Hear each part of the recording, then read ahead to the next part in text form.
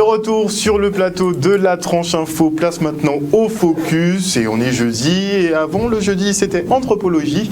Et bien voici le retour de Nusserekalala Omotunde qui va nous éclairer un peu sur l'histoire noire. Bonsoir monsieur Omotunde. Bonsoir. Alors on est très content de votre retour, on n'a pas cessé de me demander où est-ce que vous étiez passé.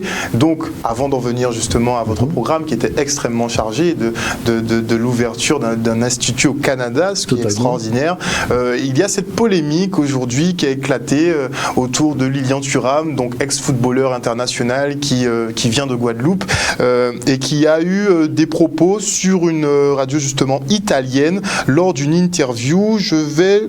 On va le citer carrément pour être clair.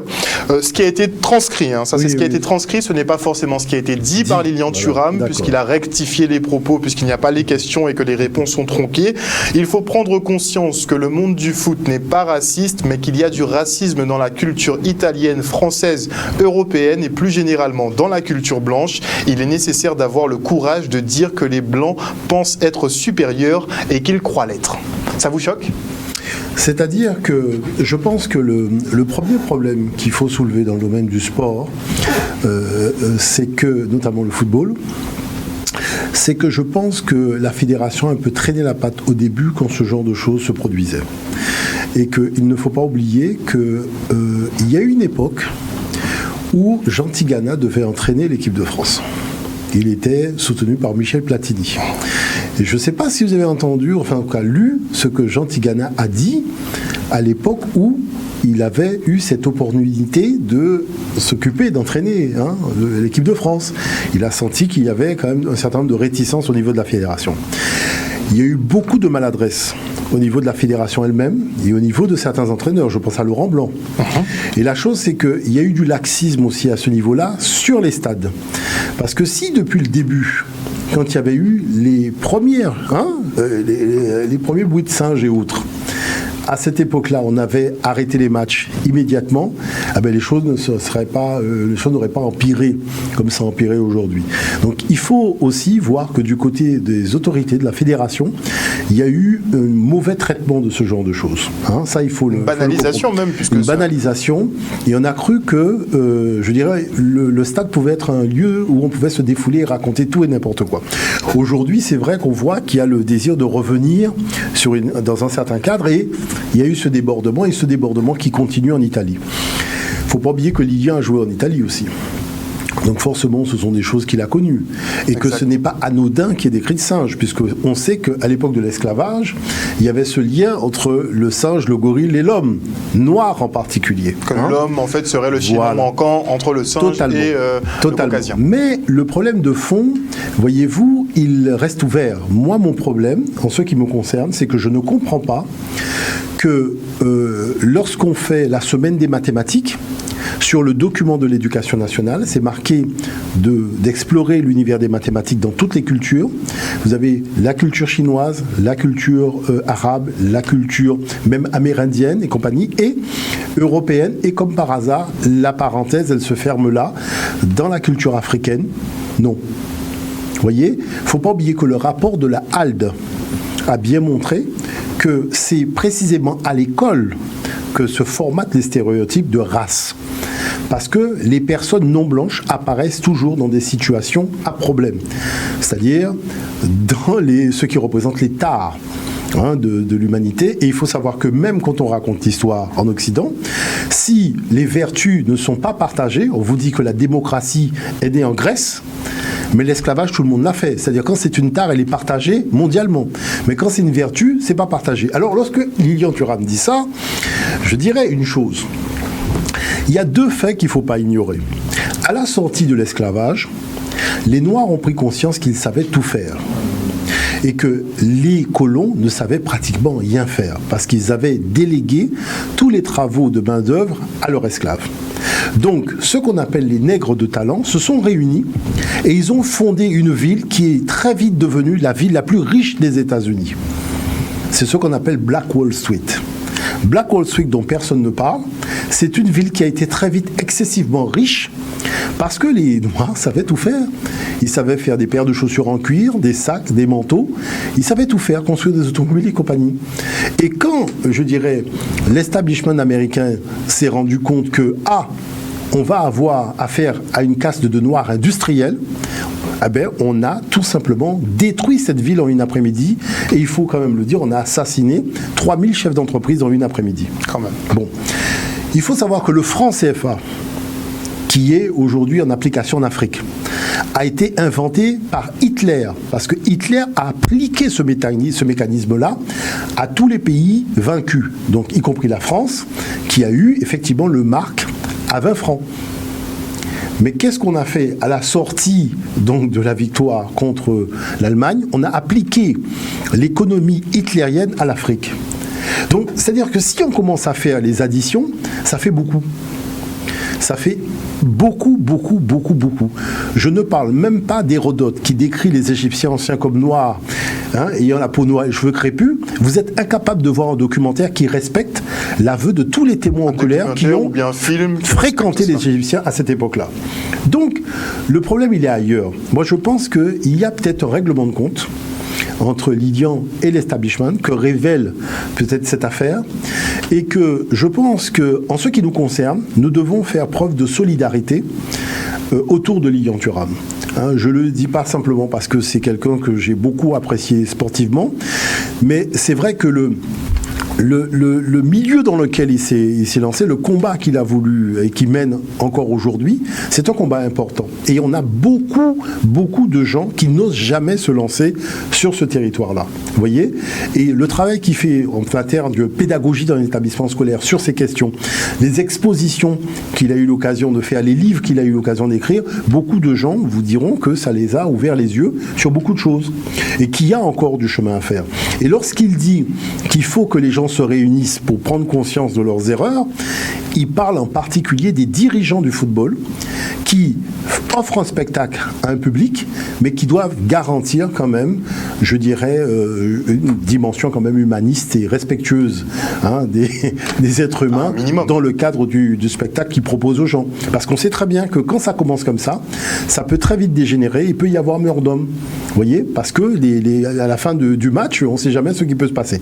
Donc c'est important, je pense, de prendre de la hauteur sur tout cela, et que, comme beaucoup de communautés le font, que nous puissions faire corps autour de Lilian, arrêter de raconter des histoires à dormir debout comme on a pu le lire sur les réseaux sociaux, parce que c'est quelqu'un qui fait preuve vraiment d'abnégation et qui se donne réellement à fond dans ce qu'il fait. Vous voyez ? Et s'il a été en Italie, tout le monde sait, parce que le problème c'est que Lukaku, qui est un immense joueur de football, a fait l'objet donc d'attaques racistes lors de matchs de football, alors qu'il vient à peine d'arriver en Italie.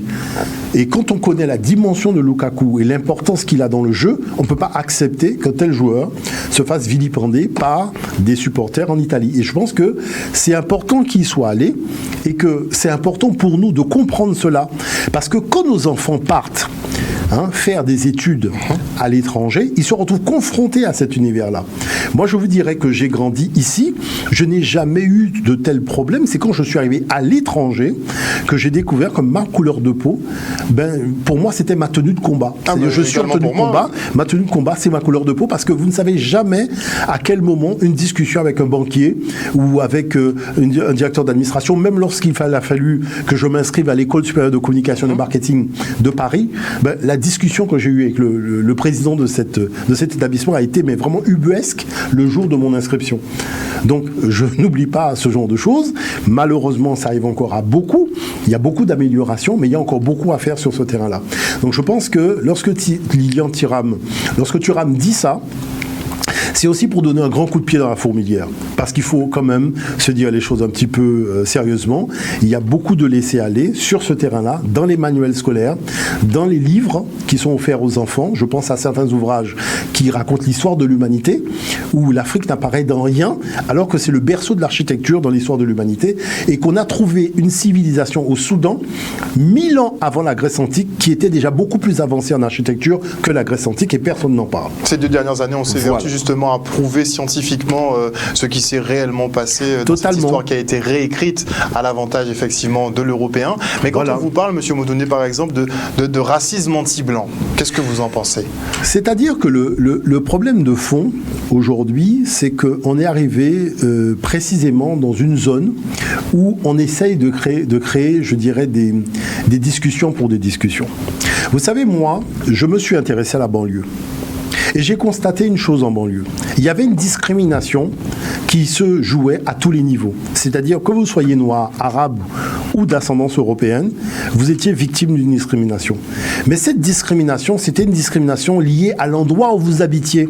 C'est-à-dire que des Blancs me disaient que quand je dis que j'habite à Gare-Charcel, je ne suis pas recruté. Vous voyez, personne n'en parle de ça. Est-ce que vous comprenez l'affaire? Personne n'en parle. Mais tout le monde sait qu'en France, il y a un racisme de caste.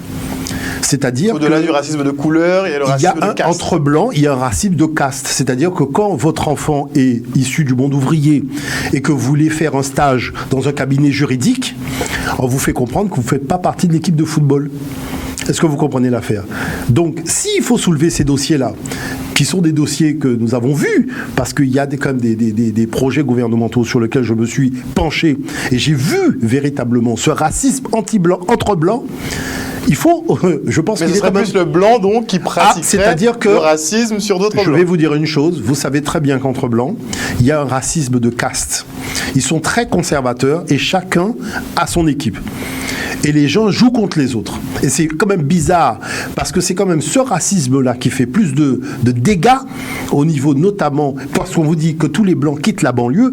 Pourquoi tous les Blancs quittent la banlieue? Ils ne quittent pas la banlieue parce qu'ils vivent le racisme, c'est parce que justement, quand ils ont acquis un niveau de compétence, en mettant cette adresse-là, parce que moi je peux raconter tout ce que les gens m'ont dit, hein, le jour où j'ai été dans le cadre d'une commission, écouter ces gens parler sur la discrimination et le racisme qu'ils vivaient, obligés de s'inventer des adresses dans des arrondissements de Paris pour pouvoir avoir droit à des entretiens d'embauche. Et ça, personne n'en parle. Vous voyez ce que je voulais par là? Donc il faut faire très attention quand on soulève ce genre de dossier, parce que nous sommes des hommes de terrain. Nous ne sommes pas des hommes où on a assisté aux choses à la télévision. Moi, j'étais sur le terrain. Les gens, j'ai discuté avec eux. Quand il y avait des réunions gouvernementales, j'étais présent. Vous voyez ce que je veux dire par là? J'ai discuté beaucoup, je vous le dis, avec des chefs d'État, avec des gens du gouvernement, des chefs de cabinet. Nous avions une organisation à Paris pour cela. Vous voyez, beaucoup de gens le savent très bien. Nous avions une organisation avec laquelle nous discutions de ce genre de sujet. Et c'est ainsi qu'on a découvert qu'effectivement, les gens qui étaient d'ascendance européenne quittaient la banlieue. C'était pas un problème spécialement de racisme anti-blanc. C'était un problème de blanc entre blancs qui ne faisait pas partie, qui considéraient qu'ils ne faisaient pas partie de la même caste.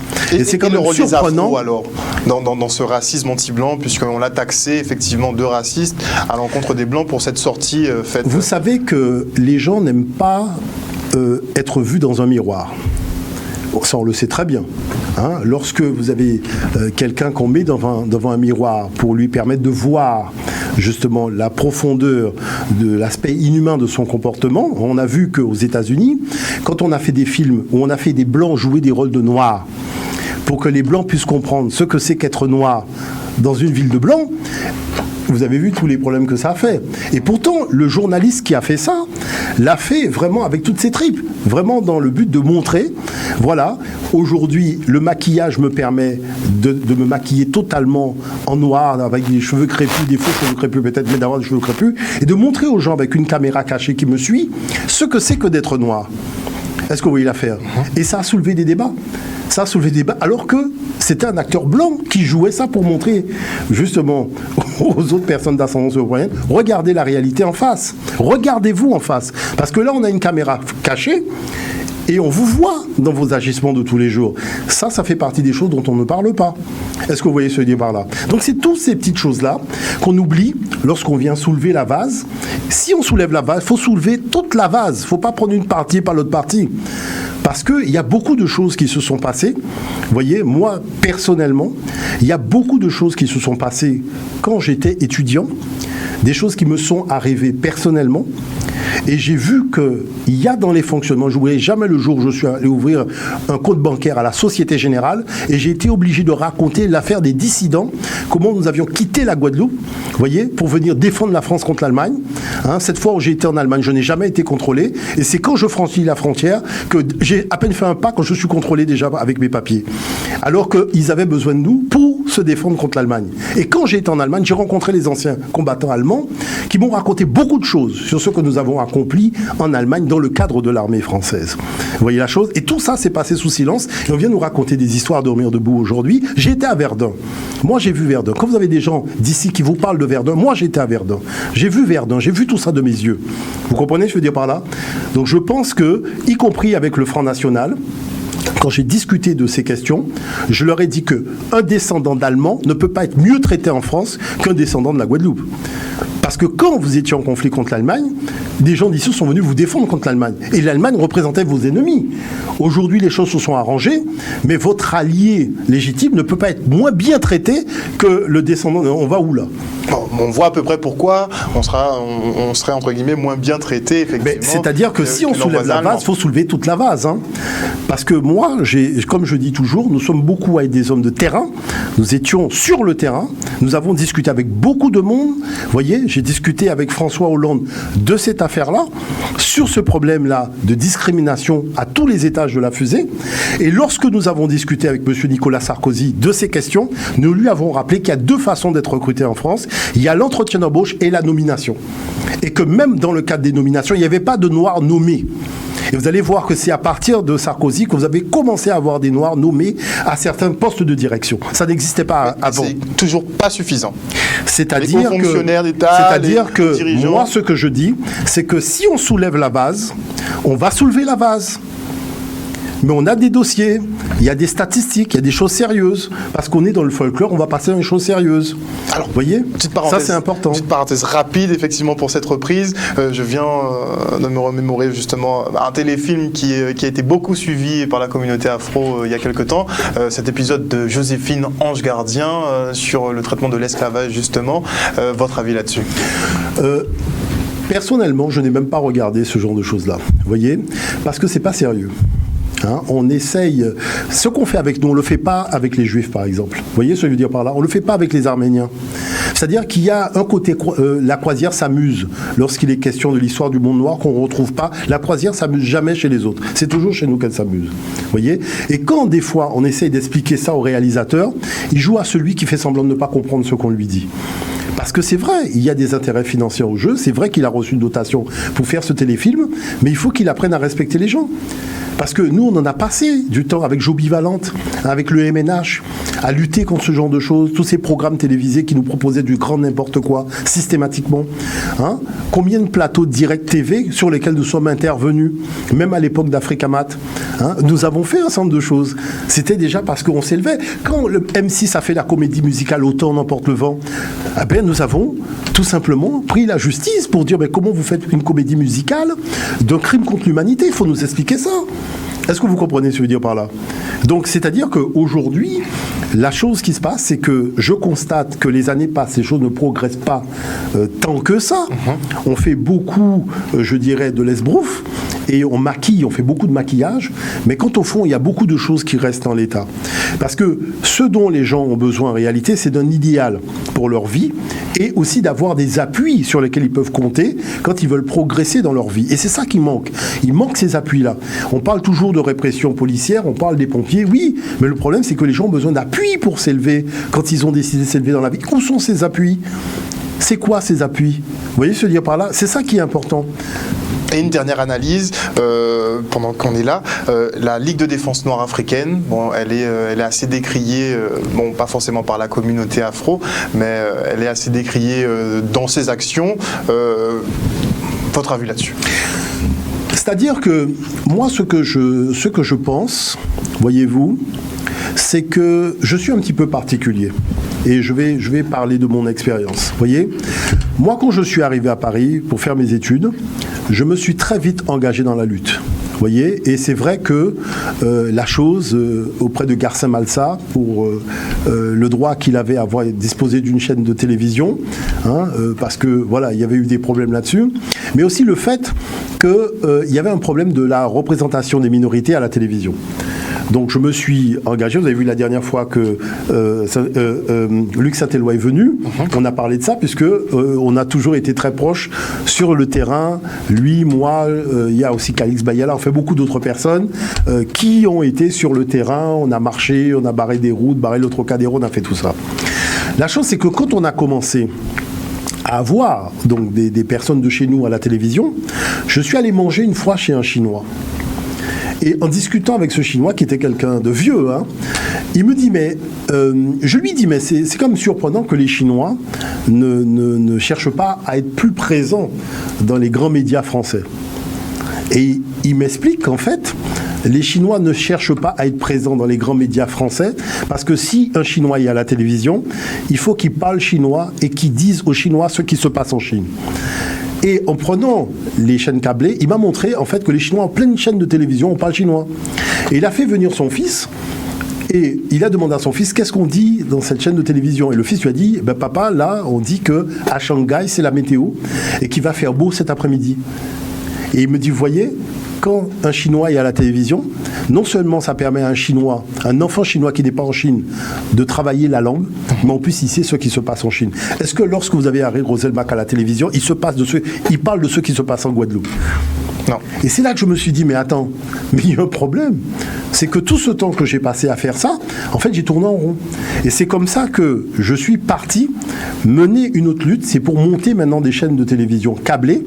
Et 3A Télé-Sud, Africa 24, Canal 3 Monde, toutes ces chaînes de télévision que vous avez encore aujourd'hui, ce sont des chaînes dans lesquelles, vous voyez, vu que j'ai eu l'occasion de travailler, même des fois en animateur, mais j'ai participé au montage, à la création, au soutien, voilà, défendre, tout simplement parce que dans ces chaînes de télévision-là, on parle de nous.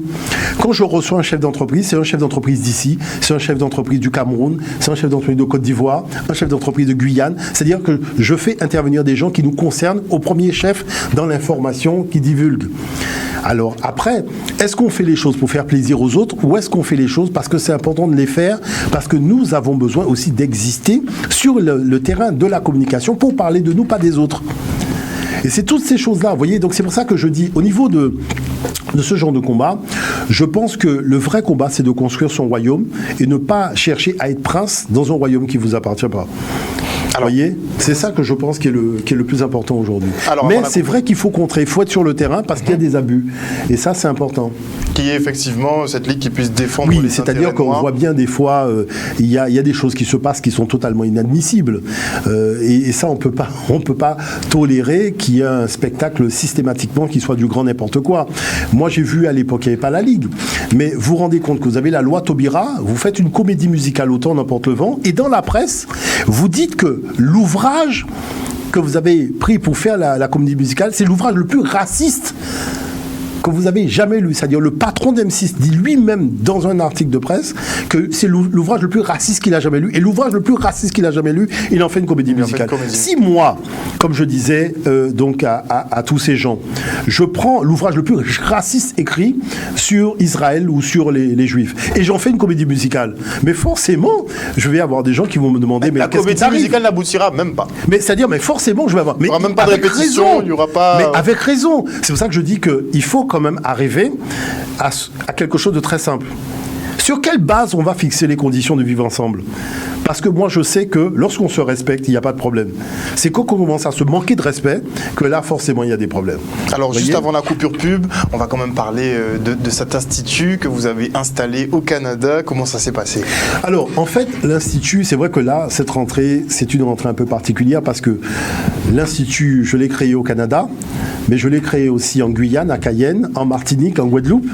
Donc, il fait que maintenant, on a 4 instituts. Donc, c'est Anijar International. Voilà, c'est Anijar International. Mais ce qui me marque beaucoup et qui est important pour moi quand je vais à la rencontre de nos jeunes, c'est déjà la qualité de leur formation. Parce qu'il faut savoir que au Canada, vous avez des jeunes qui sont ingénieurs en beaucoup de choses, qui ont des postes aussi. Parce que c'est surprenant de voir que vous avez des gens qui sont partis faire leurs études, qui sont restés là-bas et qui gèrent de grandes administrations. S'il s'ils revenaient ici, vous voyez, on aurait prétesté toutes sortes de choses pour ne pas leur confier ce genre de mission professionnelle, alors qu'ils l'ont à l'extérieur. Ce qui est très surprenant, vous voyez. Et puis, c'est aussi le fait d'arriver à faire comprendre que il faut être un ambassadeur de ce qui se fait chez toi. Parce que ambassadeur de ce qui se dit, ça ne sert pas à grand-chose. Mais l'ambassadeur de ce qui se fait, c'est plus intéressant. Vous voyez, qu'est-ce que je veux dire par là ? Prenons par exemple une crème anti-moustique faite à partir d'une plante de chez nous. Si quelqu'un a un problème avec des moustiques à Montréal, pourquoi il n'utiliserait pas la crème, l'huile essentielle, notre préparation faite en Guadeloupe? Pourquoi il irait à la pharmacie acheter un produit canadien alors qu'il aurait la possibilité aussi de faire découvrir à ses amis canadiens quelque chose que nous avons chez nous et que nous fabriquons pour nous protéger des moustiques avec la citronnelle? Est-ce que vous voyez l'affaire? Vous vous rendez compte que c'est très très loin. C'est loin. C'est-à-dire que... On n'est pas chauvin. On n'a pas l'esprit chauvin. C'est au-delà de ça. C'est-à-dire qu'il y a une case qu'on doit commencer à installer dans notre cerveau. C'est qu'est-ce qui fait la puissance d'un pays? Est-ce que c'est le fait de parler du pays ou est-ce que c'est le fait d'être un ambassadeur économico-financier de ce pays? Et c'est là où je trouve que les choses sont quand même assez surprenantes. On se contente de consommer les produits des autres, mais on ne fait pas en sorte que les autres puissent découvrir la beauté de nos produits quand on est à l'extérieur. Vous voyez l'affaire? Alors, on va revenir en Guadeloupe avec du sirop d'érable, mais on ne partira pas là-bas avec du Virapic ou avec de la citronnelle. Vous voyez ce que je veux dire par là? Et là, on ne peut pas tolérer ça aujourd'hui. C'est pas possible. Il y a une case qu'il va bien falloir avoir dans notre tête.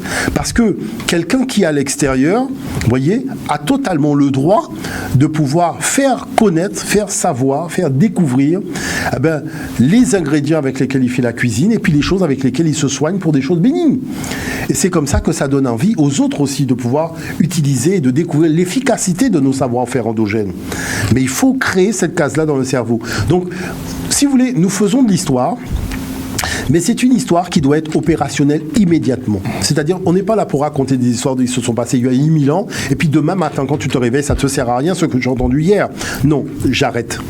Moi, je veux que la connaissance que nous avons des savoirs de nos ancêtres soit opérationnelle immédiatement. C'est pour ça que nous avons créé partout des clubs de jeunes entrepreneurs. Vous savez qu'on a réuni 1000 jeunes entrepreneurs guadeloupéens il n'y a pas si longtemps. 1000 jeunes entrepreneurs, personne n'en a parlé. Il n'y a pas d'article dans la presse. C'est extraordinaire de voir qu'on était 1000 personnes réunies, tous des jeunes entrepreneurs, et personne n'en a parlé. On fait venir des groupes en Guadeloupe pour rencontrer des agrotransformateurs, pour discuter de comment c'est l'emballage, comment c'est le contenu, le contenant. Ce sont des choses que nous faisons à Anija. Parce qu'on n'est pas là pour faire de l'histoire. On est là tout simplement pour développer ce qu'il y a de plus important pour nous, c'est la puissance. Parce que si on n'affirme pas une volonté de puissance, je dirais que le reste ne sert à rien. On se quitte pour une petite page de publicité et on revient avec notre invité Nusere Kalala Omotunde.